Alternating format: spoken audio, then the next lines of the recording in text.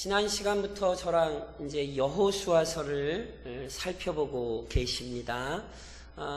먼저 시간에는 저랑 무슨 얘기를 좀 했냐면, 여호수아서를 앞으로 이제 모르겠습니다. 이제 몇 번이나 될지 모르겠지만, 하여튼 이 여호수아서를 살펴보면서 항상 머릿속에 유념해 두셔야 되는 두 가지 전제에 대해서 실은 제가 말씀을 드렸어요. 그것은 반드시 항상 기억하고 계셔야 되는 거예요. 그래서 제가 여러 개 안 하고 딱 두 개만 말씀을 드린 거예요. 저를 한번 좀 따라해 보시겠습니까? 하나님에 대한 증언. 예, 다시 한번 따라 하십시오. 교회에 대한 증언. 여호수아서를 읽으실 때 반드시 이 두 가지 전제를 기억하고 항상 읽으셔야 돼요. 여호수아서는 먼저 우리에게 뭘 가르치냐 하면 하나님이 어떤 분이신가를 가르치고 있어요. 이미 지난 시간에 설명드렸듯이요, 여호수아서는요, 하나님의 약속이 없거나 하나님께서 그 약속을 신실히 지키지 않으셨으면 기록이 불가능한 성경이에요. 여호수아서가 가나안 땅을 얻는 얘기잖아요, 쉽게 설명하면.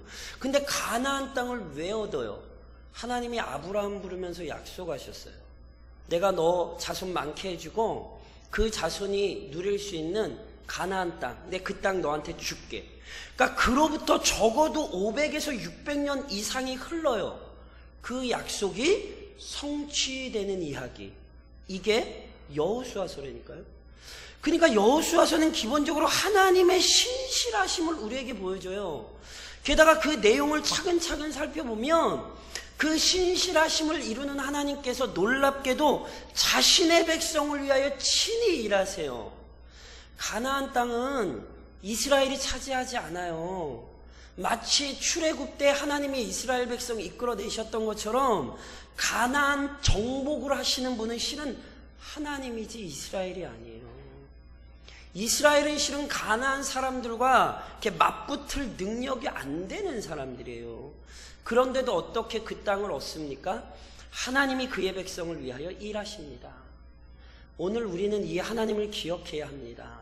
신실하신 하나님, 자신의 백성을 끝까지 포기하지 않으시고 자신의 백성을 위하여 일하시는 하나님, 내가 믿는 하나님이 그 하나님이라는 사실을 확신하셔야 돼요.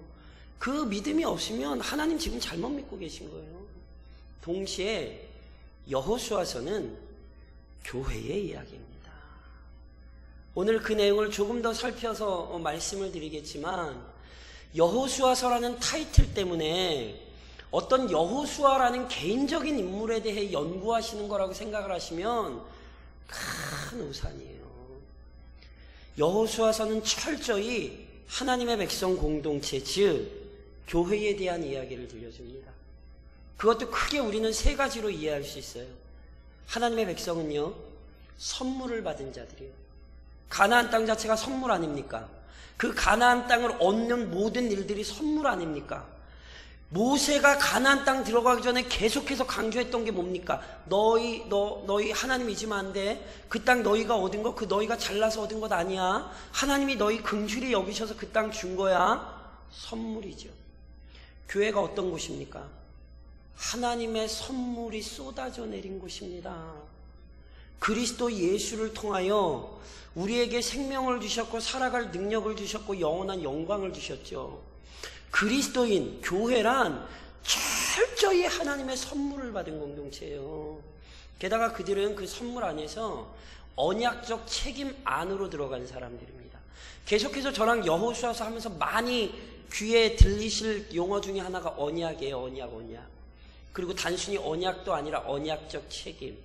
하나님께서 이스라엘 백성과 언약을 맺으셨기에 이스라엘 백성은 언약의 책임을 지고 있어요. 가나안 땅 정복해야 돼요. 이건 책임이에요. 그 땅에서 모든 가나안 족속 몰아내야 돼요. 책임이에요. 그런데 그 책임을 감당을 못하는 얘기들을 보시게 될 거예요. 그 더 끔찍한 결과는 실은 사사기에 가면 나오죠. 그러니까 실은 교회는요, 항상 언약적 책임을 진 공동체라는 사실을 기억하셔야 돼요. 오늘 우리는 그 언약적 책임을 감당하기 위해 오늘 이곳 대광리에 있는 것이고 이 나라와 이 민족에 세워져 있는 것입니다. 그러니까 저는 여호수아서를 살펴보시면서 오늘 우리가 이 언약적 책임을 감당하고 있는가에 대한 내용들을 살펴보시게 될 거예요.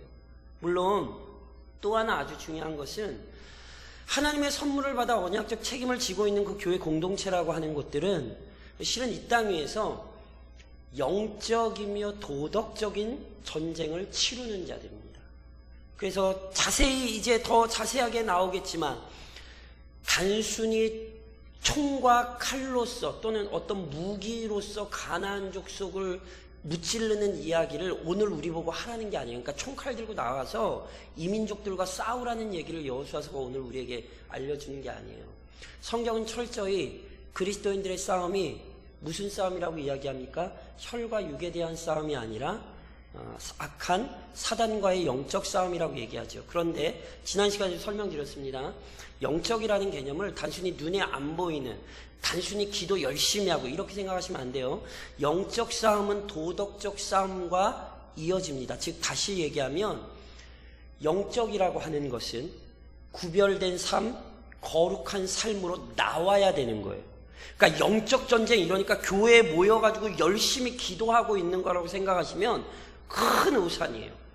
그 열심히 무릎을 꿇고 기도하는 삶과 실제로 도덕적인 삶, 즉 이 세상에서 구별된 자들로 살아가는 삶은 분리되지 않아요.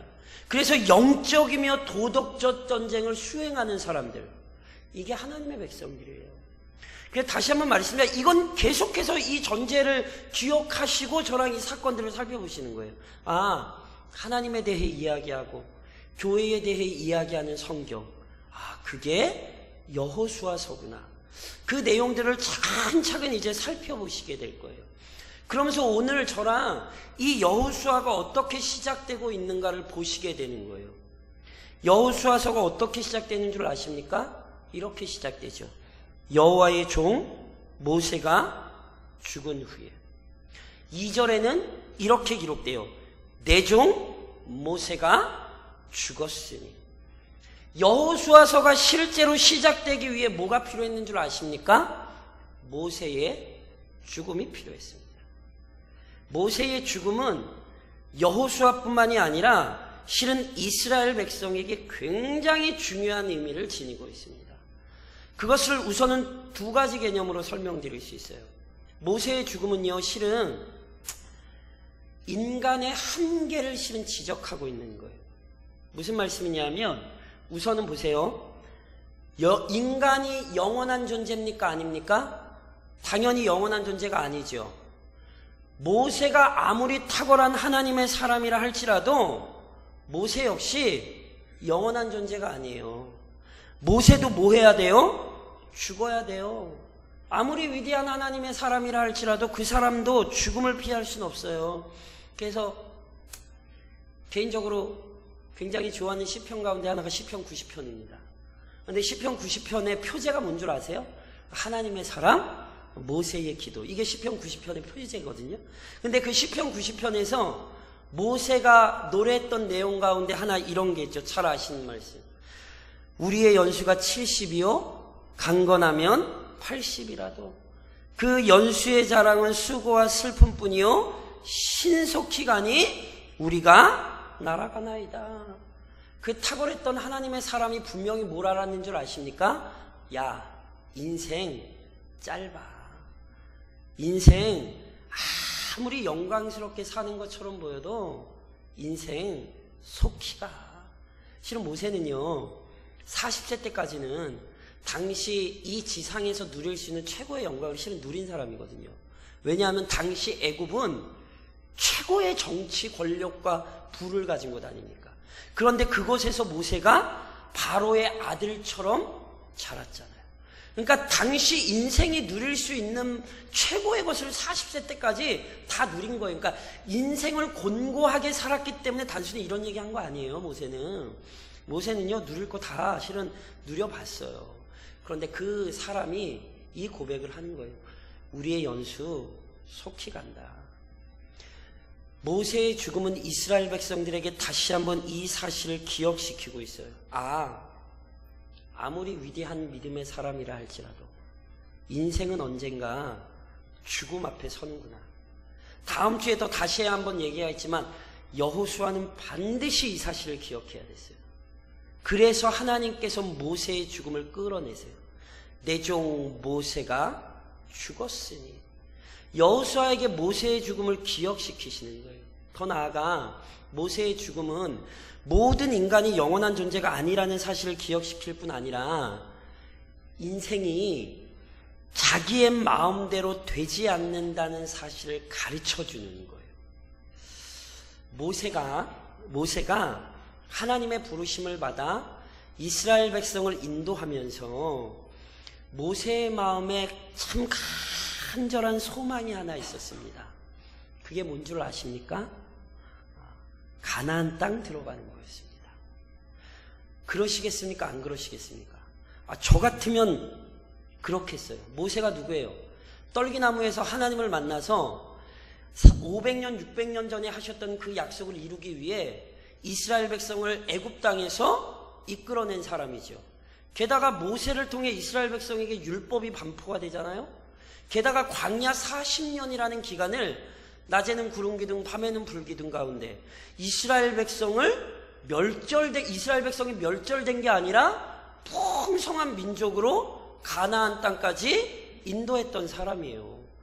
그러니 모세가 얼마나 가나안 땅을 들어가고 싶겠어요. 그런데 아세요? 신명기 3장으로 좀 가보시겠어요?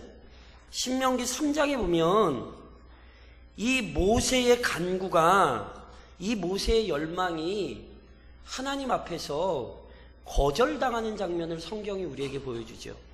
신명기 3장 저랑 23절부터 28절까지 한번 읽어보실래요? 모세와 하나님과의 사이에 있었던 일을 저랑 좀 한번 살펴보실까요? 신명기 3장입니다. 신명기 3장 23절로 28절입니다. 같이 봉독하시겠습니다. 그때에 내가 여호와께 간구하기를 주 여호와여, 주께서 주의 크심과 주의 권능을 주의 종에게 나타내시기를 시작하셨사오니 천지간에 어떤 신이 능히 주께서 행하신 일 곧 주의 큰 능력으로 행하신 일 같이 행할 수 있으리이까? 구하옵나니 나를 건너가게 하사 요단 저쪽에 있는 아름다운 땅, 아름다운 산과 레바논을 보게 하옵소서 하되, 여호와께서 너희 때문에 내게 진노하사 내 말을 듣지 아니하시고 내게 이르시기를 그만해도 족하니 이 일로 다시 내게 말하지 말라. 너는 비스가 산 꼭대기에 올라가서 눈을 들어 동서남북을 바라고 내 눈으로 그 땅을 바라보라. 너는 이 요단을 건너지 못할 것임이니라. 너는 여호수아에게 명령하고 그를 담대하게 하며 그를 강하게 하라. 그는 이 백성을 거느리고 건너가서 내가 볼 그 땅을 그들이 기업으로 얻게 하리라 하셨느니라. 그때에 우리가 벳부올 맞은편 골짜기에 거주하였느니라. 29절까지. 자, 절 보시죠. 무슨 얘기인지 아시죠? 성경을 읽으면 우린 이 얘기를 잘 알아요. 모세가요, 가나안 땅에 얼마나 들어가고 싶었겠어요. 그래서 그 문제로 하나님께 기도했어요. 그것도 모세가 어떻게 기도했나 보세요. 하나님, 모든 것 다 하실 수 있는 분이잖아요. 하나님같이 큰일을 행하실 수 있는 분이 어디 있어요? 하나님, 그러니까 나 소원 하나만 들어주세요. 나 가나안 땅 좀 들어가게 해주세요. 그 내용이에요. 근데 하나님이 뭐래요? 안 된대요. 그것도 하나님의 말씀이 굉장히 참 이르시기를 그만해도 족하니. 이 표현의 의미를 기억하시겠어요? 모세가 한두 번 기도한 게 아니에요. 그만해도 족하니 이 일로 다시 내게 말하지 말라. 모세가 땡깡 많이 썼어요. 하나님 좀 한 번만 좀 들어가게 해달라고. 딴 사람도 아니잖아요. 얼마나 위대한 하나님의 사람이에요. 근데 하나님이 허락했어요? 허락 안 했어요? 허락했습니까? 허락 안 했습니까? 허락 안 했습니다. 아시죠? 그래서 하나님이 어떻게 하셨어요? 결국 비스가 산 꼭대기에 올라가서 바라만 보게 하셨어요. 너 이제 여기서 죽고 나머지는 여호수아가 알아서 할 거니까 너 그냥 죽어, 이러신 거예요. 어떤 생각이 드세요? 이 사건이 우리에게 명확히 가르쳐요. 모세가 죽을 때 아파 죽었습니까? 건강한데 죽었습니까? 예, 건강한데 죽었습니다. 사람의 연수가 사람의 건강에 달려있지 않았어요. 건강해도 하나님이 너 와, 그럼 가셔야 돼요. 죽을 것 같이 아파도 하나님이 버텨, 그럼 사는 거예요. 이해하시겠어요? 인생이 마음대로 되지 않아요. 게다가 내가 하고 싶은 일을 하는 게 인생이 아니에요. 모세가 아무리 위대해도 하나님의 뜻을 거스를 수 없고 자기 인생 자기 마음대로 못해요. 그래서 예레미야가 이런 고백을 했죠. 여호와여, 내가 알거니와 사람의 길이 자신에게 있지 아니하니 걸음을 지도함이 걷는 자에게 있지 아니하니이다. 무슨 이야기입니까? 내 인생 내 맘대로 안 되고 하나님이 내 인생 인도하십니다. 하나님 뜻 아니면 나는 한 발자국도 못 움직입니다. 이 고백을 예레미야도 합니다. 수많은 하나님의 사람들이 이 이야기를 했어요. 모세의 죽음 앞에 여호수아와 이스라엘 백성이 이 사실을 기억해야 돼요. 너희 분명히 기억해라. 너희 인생 너희 맘대로 가는 것 아니다. 가나안 땅 들어가기 전에 모세의 죽음이라는 것을 통해 하나님이 이것을 아주 명확하게 기억시키신다. 여호수아와 이스라엘 앞에 위대했던 한 사람의 죽음을 통해 앞으로 어떻게 살아가야 되는지를 정확히 기억시키시는 거예요. 인간이 얼마나 연약한 존재이고 인간이 자신의 인생을 자신의 뜻대로 할 수 없다는 사실을 인식시키심으로 실은 여호와를 지도자로 세우시고 가나안 땅 정복 전쟁을 시작해 하시는 거예요. 물론 모세의 죽음이 부정적인 것만은 아닙니다. 오히려 모세의 죽음으로 인해 하나님께서는 새로운 지도자, 즉 여호수아를 세우시죠. 여호수아에게 주시는 말씀은 제가 다음번에 살펴보면서 여호수아의 간략한 인생을 좀 정리를 좀 하긴 할 건데, 그럼에도 불구하고 오늘 기억하셔야 될 게 있어요. 그게 뭐냐면 하나님께서 실은 이미 모세가 죽기 전에 여호수아를 후계자로 임명하셨고요. 실제로 모세가 여호수아를 지도자로 세우는 장면이 나옵니다. 그런데 그 장면이 우리에게 굉장히 중요해요. 민수기 27장으로 가보시겠어요? 민수기 27장으로 가면 어떤 맥락에서 여호수아가 지금 지도자로 등장하고 있는가를 주목해서 보셔야 돼요. 민수기 27장 저랑 15절 이하를 좀 같이 한번 읽으실까요? 구약성경 민수기 27장 저랑 15절로 23절까지 그냥 한번 쭉 한번 읽어보실게요. 모세가 여호수아를 지도자로 실은 안수하여 세우는 장면이 나오거든요. 자, 같이 한번 읽겠습니다. 15절로 23절 마지막 절까지. 모세가 여호와께 여짜와 이르되 여호와 모든 육체의 생명의 하나님이시여 원하건대 한 사람을 이 회중 위에 세워서 그로 그들 앞에 출입하며 그들을 인도하여 출입하게 하사 여호와의 회중이 목자 없는 양과 같이 되지 않게 하옵소서. 여호와께서 모세에게 이르시되 눈의 아들 여호수아는 그 안에 영이 머무는 자니 너는 데려다가 그에게 안수하고 그를 제사장 엘르아살과 온 회중 앞에 세우고 그들의 목전에서 그에게 위탁하여 내 존귀를 그에게 돌려 이스라엘 자손의 온 회중을 그에게 복종하게 하라.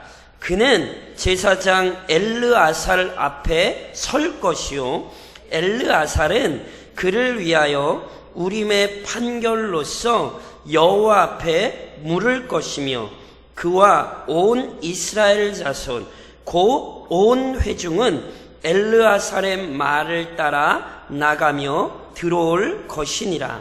모세가 여호와께서 자기에게 명령하신 대로 하여 여호수아를 데려다가 제사장 엘르아살과 온 회중 앞에 세우고 그에게 안수하여 위탁하되 여호와께서 모세에게 명령하신 대로 하였더라. 자, 절 보시죠. 무슨 장면인지 아시겠죠? 하나님께서 이미 모세의 죽음을 말씀을 하셨어요. 모세는요, 마음에 걱정 아닌 걱정이 있어요. 어떤 걱정이요? 이스라엘 백성이 가나안 땅까지 왔잖아요. 앞까지. 그런데 이대로 멈춰요? 아니지요. 하나님의 약속을 성취하기 위해서 이스라엘이 가나안 땅에 들어가 가나안 정복 전쟁을 해야 되잖아요. 물론 하나님이 하실 거예요. 그러나 분명히 모세는 그걸 알기에 간절한 소망이 있는 거예요. 하나님, 이제 저는 여기서 끝난 것이고 하나님 이제 그러면 이 회중을 인도할 사람이 필요하지 않습니까? 이 말을 주목하셔야 돼요. 이 회중을 인도할 사람이 필요한 거예요. 다시 얘기하면 탁월한 사람을 요구하는 게 아니에요. 잘난 사람을 요구하는 게 아니에요. 능력 있는 사람을 요구하는 게 아니에요. 어떤 사람이 필요해요? 하나님의 백성을 하나님의 뜻대로 인도할 사람이 필요해요. 이게 성경이 말하는 지도자입니다. 조금 다시 말씀드리면 성경적인 의미에서 지도자란 어떤 한 사람의 탁월한 사람이 아니라 하나님의 백성들을 온전히 인도하기 위한 하나님의 방편 중 하나입니다. 자꾸 우리는 어디에 초점을 맞추냐면 어떤 위대함, 능력, 탁월한 사람 자꾸 여기에 초점을 맞춰요. 그게 중요하지 않다는 것 아니에요. 분명히 탁월한 사람이 필요해요. 능력 있는 사람이 필요해요. 그런데 성경적인 지도자란 하나님의 백성을 위하여 헌신할 수 있는 사람이에요. 그러니까 이미 말씀드렸던 것처럼 우리는 여호수아서에서 여호수아라는 위대한 사람을 보는 게 아니라 그 사람마저도 사용하셔서 하나님의 백성을 인도하시는 하나님의 손길을 봐야 되는 거예요. 여호수아만이 아니죠. 하나님은 실은 기독교 역사상, 성경의 역사상 수많은 사람들을 등장시키셔서 하나님은 하나님의 백성을 온전히 이끌어 가시는 거예요. 그러니까 누가 중요하냐라고 물으면 하나님의 사람이 중요한 게 아니라 하나님의 백성이 중요하다고 이해하시겠습니까? 다시 한번 말씀드리면 이것은 어떤 하나님이 사용하셨던 하나님의 사람들의 권위나 영적인 질서를 무시하는 게 아니에요. 오히려 이렇게 설명드릴 수 있어요. 하나님은 하나님의 백성들을 위하여 영적 권위와 질서를 세우시는 거예요. 예를 들면 에베소서 4장으로 가보십시오. 그래서 이 교회의 권위와 질서가 신약성경 에베소서에는 우리에게 이렇게 설명이 되고 있는 거예요. 신약성경 에베소서 4장 11절로 12절을 좀 같이 읽으실까요? 314면 정도 신약성경. 자, 저랑 같이 한번 읽겠습니다. 에베소서 4장 11절로 12절입니다. 같이 읽겠습니다. 시작. 그가 어떤 사람은 사도로, 어떤 사람은 선지자로, 어떤 사람은 복음 전하는 자로, 어떤 사람은 목사와 교사로 삼으셨으니 이는 성도를 온전하게 하여 봉사의 일을 하게 하며 그리스도의 몸을 세우려 하심이라. 사도와 선지자, 복음 전하는 자, 목사와 교사, 이것만이 아니에요. 교회 안에 수많은 질서와 직분이 있어요. 그게 왜 필요하죠? 하나님의 교회를 온전히 세우기 위해서. 그런데 보세요. 우리는 이걸 거꾸로 가져가 버렸어요. 대표적으로 말씀드리면 그래서 직분이 자랑이 됐죠. 직분은 자랑이 아니에요. 물론 우리에게 영광이죠. 그러나 그것은 그 사람의 잘남을 입증하는 방편이 아닙니다. 직분이 왜 중요하죠? 하나님의 교회를 세우는 방편이기 때문에 중요한 거예요. 그래서 제가 예전에 이런 말씀드렸죠. 한국교회의 심각한 문제는 목사를 자랑하는 거예요. 죄송한 얘기인데 어떤 전도 프로그램들, 제가 이름을 댈 수 있어요. 어떤 전도 프로그램들의 이야기할 때 성도들의 가르치는 것 중에 하나가 목사를 자랑해라요. 저는 도대체 어디서도 성경에서 그런 원리를 가르쳐주는 데를 저는 성경에서 눈 닦고 봐도 한 번도 성경에서 그런 원리를 가르쳐주는 데를 본 적이 없어요. 전도 프로그램에 그게 있다니까요. 내용에 목사를 자랑해라.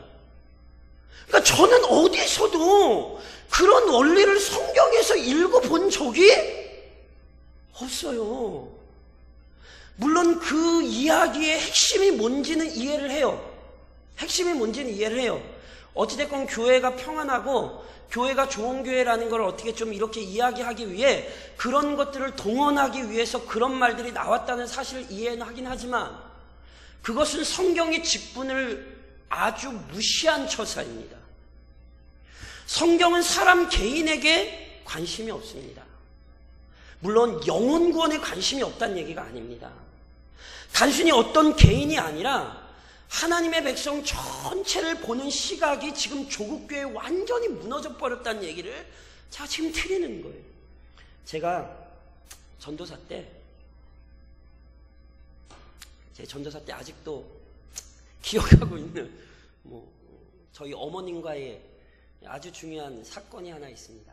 제가 전도사 때, 교육 전도사 때 그 새벽에 설교를 좀 이렇게 제가 사역했던 교회는 다들 소위 얘기하는 대형 교회이기 때문에 제가 큰 교회에서 이제 새벽 기도 전도사 때 설교를 좀 한번 했어요. 그리고 제가 이제 설교 원고를 집에다 놔뒀는데 그 설교 원고를 저희 어머니가 읽으신 거예요. 그랬더니 설교 원고를 읽으시고는 저희 어머니가 이거 뭐냐 이렇게 물으시는 거예요. 그래서 내가 새벽에 설교한 거라고 이랬더니 저희 어머니가 그거를 다 읽으셨어요. 그거를 잠잠히 계시더니 저를 보시더니 이렇게 저는 그렇게 보시고 막 이렇게 눈물을 글썽글썽 하시고 막 이러셔가지고 또 하나님께서 또 아들의 설교를 통해 또 어머니에게 은혜를 주셨구나. 또 내심 우리 어머니가 그걸 뭐라 그러겠다는데 우리 어머니가 그걸 그 눈물을 글썽글썽 하시면 아직도 저는 분명히 기억해요. 우리 어머니가 뭐라 그러셨냐면 야 누군가 꼭 은혜 받을 사람이 있어야 했나 보다.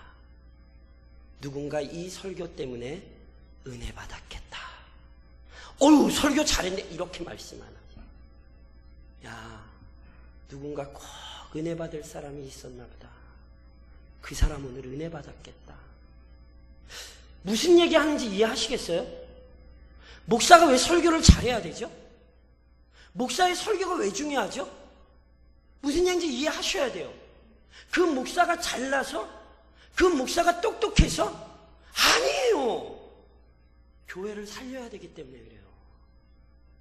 하나님께서 어떤 탁월한 우리 믿음의 선배들을 세우셨던 이유는 어떤 그 사람의 영광스러움을 위해서가 아니었어요. 그 사람을 탁월하게 하고 그 사람을 뛰어나게 하고 그 사람을 세상에 자랑하시려고 아니에요. 하나님의 백성들을 온전한 길로 인도하시기 위해서. 이 큰 틀을 보셔야 돼요. 이 큰 틀을. 그러니까 여호수아 잘남래가 아니에요. 하나님께서 자신의 백성들을 인도하시기 위해 여호수아라는 사람을 세우셔서 그 사람을 통하여 자신의 백성을 이끌어 가셨구나. 인간은 연약하다니까요. 모세는 죽어야 돼요. 모세 영원하지 않아요. 그런데 보세요. 모세는 죽어도 하나님의 일은 안 죽어요. 그래서 이제 누가 등장하는 거예요? 여호수아가 등장하는 거예요. 그러니까 어떤 개개인의 영광스러움을 성경이 얘기하는 게 아니라 도대체 하나님께서 자신의 백성을 이끌기 위해 얼마나 놀라운 섭리와 손길을 베푸시는가를 이해하셔야 되는 거예요. 그러니까 여호수아 대단해 이게 아니라 여호수아마저 사용하셔서 그의 백성들에게 약속의 땅을 주시는 하나님, 이 찬양이 나오는 게 정상인데 우리는 아이고 누구 대단하지? 아이고 누구 뛰어나지? 아이고 그 사람 참 좋겠어? 아유 바울 얼마나 대단해? 아니라고요. 그래서 자꾸 하나님의 백성 전체를 보는 눈은 사라지고 어떤 개인의 잘남을 입증하는 대로 신앙이 어긋나죠. 그래서 제가 항상 이런 말씀 드리잖아요. 저는 진심으로 하는 드리는 말씀인데 제 설교에 은혜가 되셨다면, 은혜가 되셨다면 그러니까 다들 딴 데 쳐다보시네. 은혜가 안 되나 보다. 간혹이라도 한번 은혜가 되신다면 감사하셔야 돼요. 교회 역사를 잘 보세요. 교회를 무너뜨린 건 사람입니다. 사단이 뒤에서 역사하지만 그 사단이 마치 뱀을 통하여 하와를 걸고 넘어졌던 것처럼, 그리고 수많은 악한 사람들을 일으켜서 교회를 넘어뜨렸던 것처럼, 실은 교회를 무너뜨리는 것은 사람입니다. 그런데 아십니까? 교회를 일으키는 것도 사람입니다. 하나님께서 자신의 사람을 세우셔서 그 사람을 통해 일하시는 거예요. 그래서 하나님은 놀랍게 교회를 세우세요. 이번 주가 무슨 주일이었어요? 종교개혁 500주년이죠. 캐톨릭이라는 이단 때문에 하나님의 백성들이 얼마나 오랜 시간 고통을 당했는지 몰라요. 말 같지도 않은 이단적인 가르침들로 교황을 비롯한 수많은 사제들이 얼마나 하나님의 백성들을 핍박했는지 몰라요.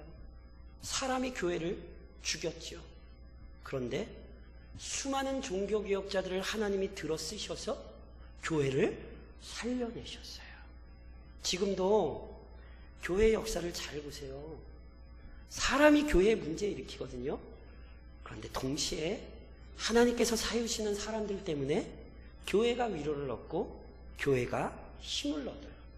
하나님께서 은혜를 베푸시고 세우신 그 질서와 권위 때문에 교회는 다시금 하나님께서 맡겨주신 사명을 감당하게 되는 거예요.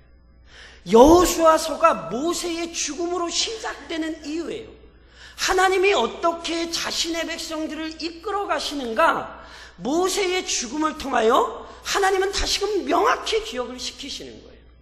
그래서 보세요. 우선은 우리는 우리 자신의 한계를 잊으면 안 됩니다. 우리는 연약하다니까요. 이거는 부정적인 게 아니에요. 보세요. 우리가 우리의 한계를 기억하잖아요. 우리의 한계를 기억할 때 보세요. 우리는 절대로 교만하지 않아요. 왜 자꾸 교만하고 왜 자꾸 사람이 등장을 하냐 하면 인간의 한계를 잊으니까 그래요. 저 사람은 그래도 낫겠지. 물론 이제 나야죠. 나중에 이제 다시 얘기해요. 그리스도인으로 좀 나야죠. 죄송합니다. 목사가 좀 성실해야 된다. 목사가 신실하고 제 잘할게요. 믿으시죠? 뭐가 아멘이요. 절 믿으시면 안 돼요. 저를 보내신 하나님을 믿으시는 거죠. 눈앞에 보이는 목사를 믿는 게 아니라 손에 7뼈를 붙들고 7촛대 금촛대 사이를 오고 가시는 주님께서 때에 따라 적재적소에 필요한 주의 종들을 세우셔서 개인이 아니라 자신의 백성을 살리고야 마시는 하나님. 그러니까 그 하나님을 믿으니까 그치, 우리가 목사님을 신뢰할 수 있지, 이렇게 되는 거라니까요. 목사는 약해요. 그러니까 목사를 의지하는 게 아니에요. 어떤 교회의 직분자들을 의지하는 게 아니에요. 오히려 인간이 약하기 때문에 인간은 교만하지 않을 수 있는 거예요. 그리고 오히려 의지할 수 있는 거예요. 하나님, 우리가 약하니까 하나님 우리를 좀 도와달라고. 그래서 다음 시간에 살펴보지만 모세가 죽고 나서 하나님이 처음 하시는 얘기가 뭐예요? 너 내 말 들어요. 이해하시면 모세의 죽음을 기억하는 여호수아에게 하시는 첫 마디, 너 그러니까 내 말 들어요. 모세의 죽음을 통해 여호수아는 분명히 배운, 인간은 연약하고 인간은 자기 뜻대로 절대로 할 수 없는 존재다.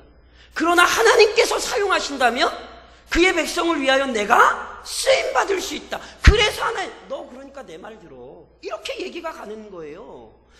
오늘 우리가 그래야 되는 거예요. 우리는 약하니까. 그래서 교만하지 않고 오히려 하나님을 신실히 의지하는 거죠. 물론 오늘 또 하나를 분명히 기억하셔야 돼요. 하나님께서는 여전히 자신의 백성을 인도하시기 위해 질서와 권위를 세우세요. 그래서 바울이 디모데 전서에서 이런 얘기하잖아요. 그러므로 내가 첫째로 권하노니 모든 사람을 위하여 간구와 기도와 도고와 감사를 하되 임금들과 높은 지위에 있는 모든 사람을 위하여 하라. 이는 우리가 모든 경건과 단정함으로 고요하고 평안한 생활을 하려 함이라. 기도하되 먼저 누구를 위해 기도하래요? 교회 지도자 아니에요. 정치 지도자들을 위해 기도하래요. 당시 정치 지도자가 누군데요? 로마 사람들이에요. 로마가 누군데요? 유대인들 지금 지배하는 사람들이에요. 그런데도 그 사람들을 위해서 기도하래요. 왜요? 하나님께서 세우신 정부이기 때문에. 그럼 보세요. 하나님께서 세우신 정부를 위해서라도, 비록 불신 지도자들이라 할지라도 그 사람들을 위해 기도하는 게 그리스도인들에게 합당한데, 하물며 교회의 권위와 질서를 위해 기도하는 게 합당하겠습니까? 합당하지 않겠습니까? 얼마나 합당합니까? 그래서 제가 항상 말씀해요. 저 위해서 기도하셔야 된다니까요. 왜요? 아무리 탁월하셔도 설교는 제가 해요. 이번 주 수요일날 설교 좀 해주세요. 그러고 부탁 안 해요. 제가 해요. 아무리 뭐 해도 제가 해요. 못해도 죽을 써도 제가 해요. 그러니까 기도하셔야 되는 거예요.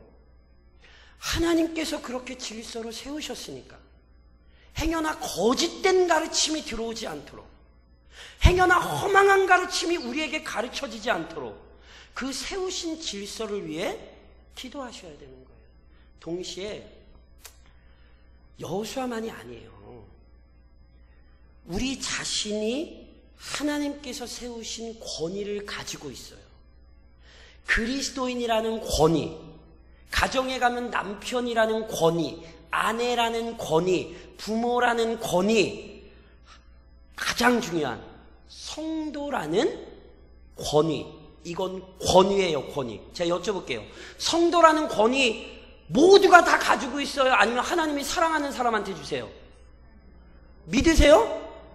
당연히 믿으셔야지. 그게 진리인데 이 권위 아무한테나 안 주셨어요. 마치 여호수아를 지도자로 세운 것처럼 우리를 성도로 세우신 거예요. 그러니까 권위 있으세요? 없으세요? 권위 있어요. 그러니까 잘 하셔야겠어요? 못 하셔야겠어요? 왜 대답을 안 하세요? 다 하시다. 잘 하셔야죠. 여호수아서를 통해 이걸 배우셔야 돼. 하나님이 날 권위로 세우셔서 사용하시는구나. 그러니까 내가 잘남이 아니라 하나님의 백성, 하나님의 사람들, 하나님의 뜻을 이루기 위해 사용하시는구나. 그러므로 이 사실을 기억하고 여호수아처럼 담대히 사역의 현장, 부름의 현장에 응하셔야 합니다. 어떻게 해요? 다음 주에 하는 거예요. 우선은 모세의 죽음을 기억시키시며 그의 사명이 어떠해야 하는지 하나님은 여호수아에게 기억시키시는